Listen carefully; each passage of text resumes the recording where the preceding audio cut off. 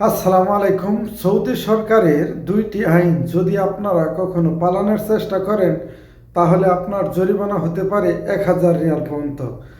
যারা আপনারা আকামানায় কফি শপে কাজ করেন কি অথবা যে কোনো দোকানে কাজ করেন বর্তমান সৌদি আরবে, মানে কোনো সময় যদি বলদি আসে কি কোনো মিনিস্ট্রি চেক আসে কি মক্তবেল আমেল আসে, আসার পরে যদি আপনি কোনোভাবেই যদি ভাইগা পলানোর চেষ্টা করেন, যেহেতু আপনার চেক আসছে, আপনি যদি ভাইগা চলে যান, পলায়া জানুন থেকে হয়তো বা তারা সামনের দরজাটা ঢুকছে, আপনি পিছনের দরজা দিয়া পালিয়ে গেলেন, তাহলে কিন্তু আপনার 1000 রিয়াল জরিমানা হবে।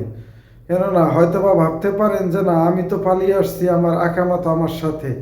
আপনি যখনই একটা কফি শপে কাজে যান, যে কোনো মাতামির কাজে যান, যাওয়ার পরে কিন্তু আপনার আকামার ফটোকপিটা দেন। আকামার ফটোকপিটা দেওয়া মানেই হচ্ছে যে আপনার ওই কোম্পানিতে আপনার ডকুমেন্ট থাকে।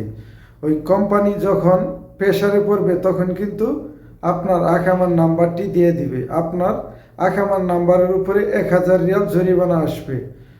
এই কারণে যারাই বর্তমান বাহিরে কাজ করেন, যে কোনো দোকানে কফি শপে, কখনোই কোনো চেক আসলে বলো দিয়া যে কোনো চেকই আসুক, আপনারা কখনো নিচে পালানোর চেষ্টা করবেন না। যতক্ষণ না পর্যন্ত তারা না বলবো যে না তুমি এন থেকে চলে যাও, ততক্ষণ পর্যন্ত কোনো সময় সৌদি আরবে এই নতুন আইনে আপনি পালানোর চেষ্টা করলে আপনার নিজেরই ক্ষতি, আপনার নিজেরই জরিমানা দিয়া তারপরে 1000 রিয়াল জরিমানা দিতে হবে। আর দ্বিতীয়ত 500 রিয়াল জরিমানা যারা ফুড ডেলিভারির কাজ করে। যারা ফুড ডেলিভারির কাজ করে এটা শুধু তাদের জন্য, যদি কোনো মাতামি থেকে 1 ঘন্টা ভিতরে কাস্টমারকে খানা ডেলিভারি না দিতে পারে তাহলে তার 500 রিয়াল জরিমানা আসবে। এই দুইটি আইন বর্তমান নতুন করে পাশ হয়েছে। যারা ফুড ডেলিভারির কাজ করেন তারা খুব সাবধানতার সহিত কাজ করবেন।